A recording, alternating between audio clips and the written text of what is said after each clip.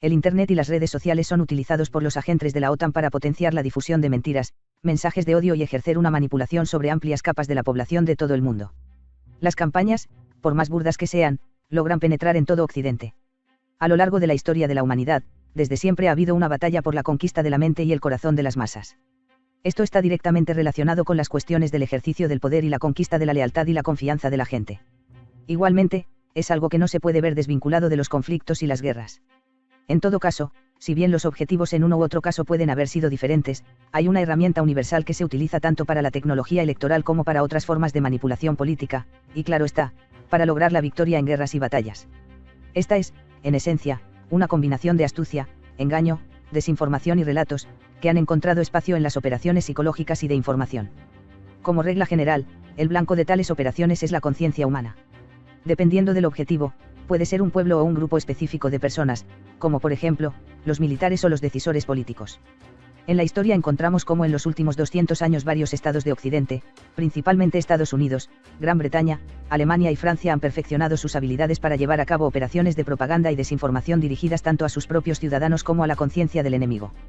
Con la aparición de los periódicos y las revistas, la propaganda política tomó diferentes formas: ensayos, noticias, caricaturas, manifiestos y convocatorias abiertas. Durante los conflictos militares, se utilizaron folletos, pasquines y agitadores que eran enviados para influir sobre la conciencia del contrincante. El espíritu patriótico se promovió y divulgó a través de la industria del entretenimiento, primero los teatros y más tarde la radio y el cine. Los líderes de los países occidentales se han manifestado abiertamente sobre la importancia de la conquista de la mente y el corazón de las personas, mientras que a menudo emplean métodos claramente antidemocráticos para conseguirlo. La aparición de nuevas tecnologías de la información y las comunicaciones, TIC, fortaleció considerablemente la actividad de los servicios a cargo de las operaciones de información y psicología, independientemente de su pertenencia a algunos de los poderes, civil o militar. La guerra de los términos, guerra de la información. A su vez, esto llevó a la aparición de nuevos términos como guerra de la información, guerra de redes, guerra cognitiva, guerra por otros medios, etc. El último de estos conceptos en aparecer es el de la guerra TikTok, que debutó en el ciberespacio gracias a la oleada y al uso desmedido de esta herramienta por los servicios secretos occidentales pro-ucranianos para manipular a la gente sobre lo que ocurre en Ucrania. Pero eso no es nuevo. Ya en el siglo pasado Edward Bernays, sobrino de Sigmund Freud, hizo una contribución significativa al campo de la tecnología del predominio psicológico en los Estados Unidos, cuando utilizó las ideas psicoanalíticas de su tío junto con otras técnicas de manipulación y control de las masas. Gracias a lo anterior, Bernays ha sido miembro de relaciones públicas de varias compañías, que van desde The Procter & Gamble Company y General Motors hasta American Tobacco Company y General Electric. Para referirse a la construcción artificial de la opinión pública, introdujo el término ingeniería de consentimiento. Igualmente fue gracias a Bernays, que el concepto de relaciones públicas se hizo ampliamente conocido, ya que lo propuso para reemplazar el de propaganda. Él creía que, sobre todo después de la Segunda Guerra Mundial, esa palabra había sido muy desacreditada por la Alemania nazi. Otro autor clave en los Estados Unidos fue el sociólogo y periodista Walter Lippmann, que ha publicado los libros Opinión Pública y Sociedad Fantasma. Es importante señalar que Lippmann tuvo acceso a los más altos círculos del poder estadounidense, al que le fue orgánico como coautor de la Convención sobre la Creación de la Sociedad de las Naciones. También introdujo el término estereotipo y desarrolló en detalle el concepto de Guerra Fría. El rol de Hollywood. El cine de Hollywood también ha contribuido a la manipulación de la conciencia pública. El surgimiento mismo de esta industria cinematográfica se debió a la necesidad de cubrir a las masas con una tupida red de materiales de entretenimiento, ya que para los pobres de los Estados Unidos, los teatros eran un lugar de ocio demasiado caros. La Gran Depresión impulsó el surgimiento de un nuevo género especial de superhéroes, los que debían servir como una suerte de consuelo y compensación ante la adversidad social y el crimen desenfrenado. Si las cosas iban muy mal en la vida real, entonces había que dar a las masas una buena píldora de ilusiones para que no perdieran las esperanzas en el futuro. Steamboat Willie. La historieta Steamboat Willie, con Mickey Mouse de protagonista, llegó a las pantallas en el propio 1929, convirtiéndose en una especie de símbolo del optimismo y la diligencia. Del mismo modo otra historieta Los Tres Cerditos, que vio la luz en 1933, tenía una clara connotación con lo relativo a la superación de las adversidades y los problemas que se asociaban con el lobo. Los jóvenes pobres y las niñas, de repente, lograron milagrosamente el triunfo y se convirtieron en símbolos de éxito y fe en las posibilidades ilimitadas de cualquier estadounidense común en las imágenes producidas por Hollywood. Aunque no todos intentaron imitarlos en la práctica, casi todos comenzaron a creer que esta es una especie de norma para Estados Unidos. Este enfoque se justificó, e incluso, trajo buenos beneficios a los estudios de animación y a las compañías cinematográficas, por lo que en lo adelante tales héroes comenzaron a aparecer cada vez más en los cómics y en las pantallas.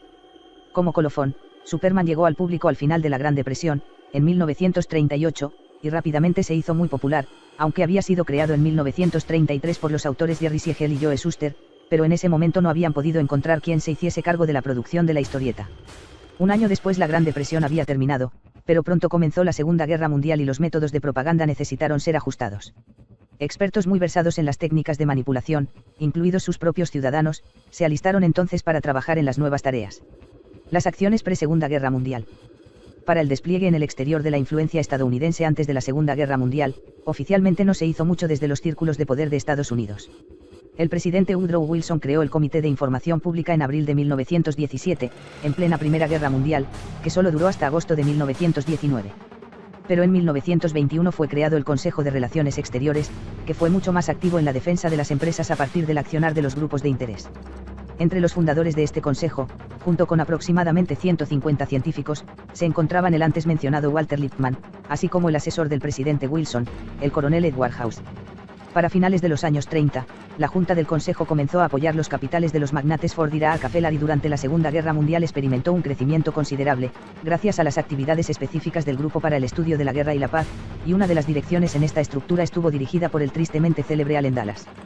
Aparte de la articulación de una amplia red de comités en muchas ciudades de los Estados Unidos, el Consejo de Relaciones Exteriores incorporó a numerosos funcionarios y más tarde, comenzó a abrir sucursales en el extranjero, que fueron sus oídos y ojos y cumplían una triple función: se encargaban de recopilar la información necesaria, distribuían su propio contenido a través de organizaciones y medios de comunicación controlados y relacionados y reclutaban al personal necesario para su trabajo. En las Fuerzas Armadas de los Estados Unidos, en 1942, apareció una oficina independiente de servicios estratégicos, que fue creada sobre la base del Comité de Jefes de Estado Mayor, pero que en 1947 fue reemplazada por la recién creada Agencia Central de Inteligencia, CIA. Paralelamente funcionó la Oficina de Información Militar, que existió desde junio de 1942 hasta septiembre de 1945. En 1948 fue creada la Corporación RAND, cuya tarea era la planificación militar basada en la investigación y el uso intensivo de la ciencia y las tecnologías. Inicialmente fue desplegada en el sitio que ocupaba la Douglas Aircraft Company, en Santa Mónica, California, que lanzó el proyecto en octubre de 1945, pero luego RAND se convirtió en una organización independiente y sin fines de lucro. John von Neumann. Para 1946, poco antes de su escisión como una organización independiente, se completó el primer proyecto dedicado a la creación de un satélite espacial, y en 1948, John von Neumann comenzó a trabajar en una computadora para analizar y procesar información de una manera más eficiente. En 1950, se lanzó un proyecto de investigación sobre la Unión Soviética. El primer trabajo fue el informe de Nathan Leites, The Operational Code of the Politburo. En 1957 se lanzó una investigación en el campo de la inteligencia artificial y en 1962, Paul Baran trabajó sobre un nuevo tipo de comunicación que se basaba en paquetes de datos independientes e interconectados y que se convirtió en la base de Internet de hoy. En general, muchos de sus estudios han sido considerados exclusivos y prometedores. Los analistas de RAND detectaron problemas en su etapa inicial y trataron de encontrar soluciones para ellos. A menudo, estas recomendaciones luego sirvieron a la praxis política. Por ejemplo, un estudio especial sobre el tema de la homosexualidad en las Fuerzas Armadas de los Estados Unidos fue desarrollado por la RAND en 1993 y las conclusiones sugirieron la necesidad de combatir la discriminación contra los homosexuales en las Fuerzas Armadas estadounidenses, para lo cual se adoptaron enmiendas legales y se ajustaron las políticas sociales dentro de los Estados Unidos en general. Se podría señalar que desde 1991, cuando ya no fue necesario estudiar el comportamiento de los líderes soviéticos y el curso político de la URSS, la RAND se reorientó y se centró parcialmente en otras cuestiones globales como la propagación de enfermedades y el tráfico de drogas, el hambre en los países pobres, entre otros. Departamento de Defensa de los Estados Unidos. Un proyecto hermano de los de la RAND se articuló en la Oficina de Proyectos de Investigación Avanzada del Departamento de Defensa de los Estados Unidos, DARPA, creada en respuesta al lanzamiento del primer satélite artificial de la Tierra por la Unión Soviética en octubre de 1957. La agencia cuenta ahora con 7 departamentos que se ocupan de la adaptación tecnológica, ciencias de la defensa, innovación de la información. El objetivo es lograr la ventaja tecnológica de los Estados Unidos en todos los ámbitos: tecnologías de microsistemas como chips, fotónica y micromateriales, tecnología estratégica, tecnología táctica y biotecnología. En cierto sentido, algunos de todos estos programas están interrelacionados. Durante sus muchos años de existencia, la agencia ha implementado muchos programas y productos relacionados con la manipulación de la conciencia humana, por ejemplo, en el apoyo informativo a las operaciones militares. Los llamados Centros de Estudios, Ash y Carter. El Centro Belfer para la Ciencia y los Asuntos Internacionales de la Universidad de Harvard, es otra herramienta importante para analizar y tomar decisiones en la política exterior de los Estados Unidos. En este momento, el director del Centro Belfer es el exsecretario de Defensa de los Estados Unidos Ashley Carter. Una de sus colaboradoras, Kelly Greenhill, publicó un estudio sobre cómo usar los flujos migratorios como un arma de guerra. Dado que su primera publicación sobre el tema data de 2008, se puede suponer que en el futuro esta técnica se adaptó y se aplicó para crear una situación de crisis con los migrants en Europa. En el Centro Belfer hay un grupo especial para Rusia y se están llevando a cabo estudios sobre los países de América Latina. De los otros think tanks, sobresale por derecho propio el Centro de Estudios Estratégicos e Internacionales en Washington, que se ocupa de la estrategia, la geopolítica, la planificación política, la tecnología, la ciberseguridad, la defensa, la economía y la energía. En el personal del centro, alrededor de 100 expertos, también participa personal externo de manera aleatoria. La Fundación Carnegie para la Paz Internacional, la Fundación Rockefeller, son de los think tanks más antiguos que promueven activamente su agenda, incluso, a través de la creación de contenido mediático y el empleo de una amplia agentura residente. La Fundación Nacional para la Democracia, NED, está estrechamente relacionada con el Departamento de Estado de los Estados Unidos y ha intervenido en los asuntos internos de otros países. En junio de 2021, como resultado del trabajo investigativo de este centro, se publicó otro estudio sobre el tema de las guerras cognitivas, en el cual se señala que, la guerra cognitiva es un enfoque de armas combinadas que articula las capacidades de combate no cinéticas de la ingeniería cibernética y de la información psicológica y social para ganar sin necesidad de recurrir a la lucha física. Este es un nuevo tipo de guerra, definido como el uso de la opinión pública por actores externos como un arma. Esto se hace con el propósito de influir o desestabilizar a la nación agredida. Estos ataques se pueden representar como una matriz, abarcando a pocos y a muchos, afectando pensamientos y acciones, y los objetivos por afectar van desde la población en general hasta las medidas individuales, entre comunidades y u organizaciones. Los ataques tienen como objetivo cambiar o fortalecer los pensamientos. La forma en que se lleva a cabo es diferente de las áreas más tradicionales de la guerra. La guerra de la información intenta controlar lo que ve el público objetivo, la guerra psicológica controla lo que siente el público objetivo, la guerra cibernética intenta interrumpir las capacidades tecnológicas de los países objetivo, mientras que la guerra cognitiva se centra en controlar cómo piensa y reacciona el público objetivo. En marzo de 2022, el centro publicó los materiales de su simposio sobre la guerra cognitiva, que se celebró en Burdeos, Francia, en junio de 2021. Guerra cognitiva. La guerra cognitiva es una forma no convencional de guerra que utiliza herramientas cibernéticas para alterar los procesos cognitivos del oponente, el uso de sesgos mentales o el pensamiento reflexivo, y también provoca distorsiones en el pensamiento, afecta la toma de decisiones e impide acciones con consecuencias negativas para el agresor, tanto a nivel individual como colectivo. Esto, obviamente, se deriva del concepto de guerra cibernética, que utiliza herramientas de información digital para obtener el control, la alteración o la destrucción de dichas herramientas. Sin embargo, la guerra cognitiva va más allá de la información y se centra en el trabajo sobre los cerebros humanos que manejarán esa información. Por lo tanto, va más allá de las consecuencias humanas de la guerra cibernética, que involucra ingeniería informática, robótica y programas. Así las cosas, el efecto cognitivo no es un subproducto de la acción, pero es muy objetivo. Guerra cibernética, vigilancia y seguridad. Este objetivo es independiente de las tecnologías utilizadas para lograrlo. Es una suerte de guerra psicológica, social y técnica, por un lado, y una forma de guerra de influencias, por el otro, utilizando como medios las herramientas cibernéticas. Concretamente, en el contexto militar, esto implica la utilización de una estrategia de combate, vigilancia y o seguridad. Existen otras definiciones para conceptos relacionados. El combate cognitivo es el que se refiere al uso real, local y temporal de herramientas tácticas para influir en las capacidades cognitivas. Esta acción se lleva a cabo como parte de una estrategia más amplia dirigida a lograr objetivos cognitivos. Las acciones ofensivas se caracterizan por un enfoque centrado en la persecución, el uso sistemático de puntos débiles, mientras que en una posición defensiva implica el desarrollo de capacidades sostenibles y preventivas utilizando herramientas similares.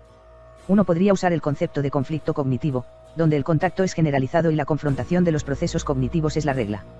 Pero este concepto aún no ha sido definitivamente elaborado desde lo teórico. Los materiales del simposio incluyen presentaciones sobre el tema del uso de la inteligencia artificial, un análisis de los métodos de China para difundir su propaganda, así como presentaciones de nuevos conceptos como la cognición, similar a la genética, pero solo para el campo de la investigación cerebral, y la ciberpsicología, síntesis de la cibernética y la psicología. Teniendo en cuenta estos desarrollos y el curso general hacia la militarización de las ciencias, las declaraciones abiertas sobre la necesidad de librar un nuevo tipo de guerras no cinéticas dirigidas a la conciencia de las personas, surge la cuestión no solo de la necesidad de contrarrestar tales intentos agresivos, sino también de su permisibilidad, ya que ni siquiera se trata de adversarios condicionales, que la OTAN puede inventar a su propia voluntad, disfrazándolos de promoción de los derechos humanos u otras consignas políticas, sino que se convierten en una amenaza para la mayoría de los países y pueblos del mundo, incluidos los ciudadanos de los propios países de la OTAN, ya que estas tecnologías de manipulación e influencia, en primer lugar, se prueban en ellos y se les aplica a ellos. La OTAN. Finalmente, además de la OTAN, hay un proyecto paralelo que cuenta con el apoyo de esta y se llama North Atlantic Fellas Organization, NAFO, donde Fellas se traduce como novio o amigo. El Centro de Estudios Estratégicos e Internacionales de Washington define a NAFO como un grupo orgánico en línea de partidarios de la posición pro-ucraniana que ha llamado la atención de políticos y líderes mundiales por su uso creativo de los medios digitales para combatir las fuentes clave de la desinformación rusa. Obviamente, no se trata de luchar contra la desinformación, como se afirma, sino de tratar de devaluar y cancelar la información oficial y las pruebas y otros materiales que la parte rusa hace públicos. Y esto se puede comprender de una forma muy sencilla, basta acceder a un somero análisis y un breve conocimiento de los métodos de trabajo de la NAFO. Se cree que la organización se creó el 24 de mayo, cuando se publicó un primer tuit a ella atribuido. Uno de los principales símbolos de NAFO es la imagen de un perro de raza japonesa Shiba Inu, pintado por un artista que se identifica con el apodo de Kama. Los partidarios de Ucrania comenzaron a usarlo como sus avatares en las redes sociales y a partir de ese momento circulan diferentes memes con esta imagen. A continuación, aparecieron imágenes con los sistemas antitanque estadounidenses Javelin, que fueron estilizados como iconos con la Virgen, aunque esto es una obvia blasfemia.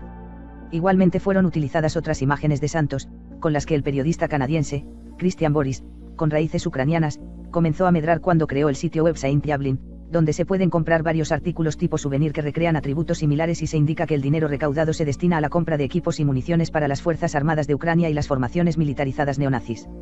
North Atlantic Fellas Organization, NAFO. Estas dos áreas, la recaudación de fondos y la difusión de mensajes en forma de memes o comentarios, son la base del trabajo de la NAFO que llevan a cabo los neonazis ucranianos y sus partidarios en los países occidentales. Y verdaderos especialistas en operaciones de información fomentan y dirigen este proceso. El sitio web del Centro de Estudios Estratégicos e Internacionales indica que el cofundador de NAFO es Matt Moores, un exmiembro del Cuerpo de Marines de los Estados Unidos. La huella del Cuerpo de Marines de los Estados Unidos en esta actividad no es accidental. Más bien incluso, natural. Fue el comandante del Cuerpo de Marines de los Estados Unidos, Michael Praasar, quien propuso el concepto de guerra memética en 2006. Argumentó que al usar la progresión lógica de vincular memes con ideas y creencias políticas, cualquier ataque a cualquier ideología debe considerarse un ataque a una idea o grupo de ideas centrales o trascendentes como un medio para lograr el éxito. Además, los memes como ideas sirven en forma de herramientas, o medios, para atacar la ideología. Praasar propuso una analogía según la cual las ideologías tienen las mismas características teóricas que las enfermedades, en particular, como sistemas adaptativos complejos. Entonces la ideología debe ser reconocida como una enfermedad y los memes como un método para propagarla. Durante este tiempo, los métodos de guerra memética han avanzado significativamente y se han adoptado dentro de la OTAN. Aquí, en este caso, los memes creados en la NAFO tienen como objetivo reemplazar o devaluar el contenido que se designa como ideología enemiga. Internet es el campo donde se lleva a cabo esta guerra de información. En su lógica, político se convirtió en nuevo objetivo sobre el que profundizar desde la NAFO y que debe ser aprendido y asumido por las comunidades en línea con la misma intención que con el Estado Islámico y hasta con el movimiento de extrema derecha Bugalú, y desde entonces, esta heterogénea banda de guerreros en línea han convertido la cultura de Internet en un arma. En el mismo artículo, Ivana Stratner, del think tank conservador de derecha de la Fundación para la Defensa de las Democracias de Washington, comenta que ella se siente como una propagandista civil de la NAFO. Pero esta aparente estructura amorfa también incluye a otros pesos pesados políticos como Adam Kinzinger, al presidente de Estonia, Thomas Hendrik Ives, al ministro de Defensa de Ucrania Alexei Reznikov y al mayor general del Ejército de Estados Unidos, Patrick Donahue. En septiembre de 2022, el Washington Post señaló que el trabajo de la NAFO era una guerra de trolling, duendes, y que en sí misma no es nada nuevo. La publicación cita a Elliot Higgins, fundador del famoso sitio web Beijing Cat, vinculado a los servicios de inteligencia británicos, quien en un Twitter anunció que hablaría sobre NAFO en la conferencia NAFO como ejemplo de comunidades en línea que responden orgánicamente a la desinformación de los gobiernos y las comunidades que se oponen a los buenos, y agregó que eso era bueno para la moral. Ahora sobre los métodos de difusión de información por parte de los agentes de la NAFO. Todos los observadores occidentales están de acuerdo en que la misma basa su trabajo en el llamado shitposting, publicar mensajes o contenido intencionalmente agresivo, irónico y de baja calidad en foros en línea y redes sociales. La característica clave de este shitposting es que el comentarista mismo sabe perfectamente que publica un delirio completo. Los propagandistas de la NAFO simplemente hacen comentarios bajo declaraciones oficiales, tratando de hacerlos sin sentido. O con la ayuda de eslóganes vulgares, como el famoso eslogan, el barco ruso fue a X, reducen el valor del contenido oficial o la discusión que se desarrolla en los comentarios. En este sentido, la publicación británica The Economist escribe que, en muchos sentidos, la frivolidad de la NAFO oscurece su papel como una forma sorprendentemente exitosa de guerra de información. Es significativo que todas estas técnicas de shitposting en Rusia no funcionen. Como no funcionan en varios países con una sólida cultura conservadora. Es decir, donde la sociedad conserva los fundamentos de la alta cultura y no la deja degradarse. Pero en Ucrania y en Occidente, tales memes vulgares han encontrado una creciente demanda, lo que muestra una grave regresión en la cultura y la educación, no importa cuánto digan los propagandistas británicos sobre la moral. Aquí se sugiere una comparación con la tendencia general de los neoliberals en los Estados Unidos y la UE de promover la abolición de la cultura en todas sus manifestaciones, desde nuevas teorías extravagantes, claramente dirigidas contra algunos grupos sociales o políticos, hasta el abandono de su propia historia. Y el trabajo de la NAFO, en este sentido, es harto elocuente. Después de todo, la totalidad de sus memes y chistes rusofóbicos son solo una narrativa visible, que es importante lanzar a las masas prisioneras en las trampas de la censura severa. Pero detrás de esta semiótica se esconden no pocos ganchos psicológicos destructivos. Shiba Inu. El perro Shiba Inu, deliberadamente ha sido posicionado como un ser neutral en cuanto a género, como para que pueda ser utilizado por ambos sexos para difundir propaganda pro-ucraniana, pero si se mira más profundamente, sirve de propaganda para promover el tema LGBT. Al propio tiempo, la promoción de los santos javelins no es más que una burla de las imágenes cristianas donde todo fluye como un escenario donde se cultiva el odio a nivel del subconsciente de las personas. Finalmente, si tenemos en cuenta que los autores clave de los memes más comunes no son nativos de la Ucrania moderna, la lectura de los símbolos y memes de la NAFO confirma una vez más que para Occidente, el pueblo de Ucrania es solo material desechable que debe usarse para debilitar a Rusia. Y todos estos memes solo sirven para hacer aún más tonto a quienes los consumen. Después de todo, las masas estúpidas son más fáciles de manejar. Leonid Seivin / Prensa Latina. Investigador y científico de la Universidad de Rusia, director de la Fundación Fidel Castro para el Desarrollo de las Relaciones Ruso-Cubanas, con sede en Moscú, investigador científico asociado de la Universidad de Rusia de la Amistad con los Pueblos, RUDN.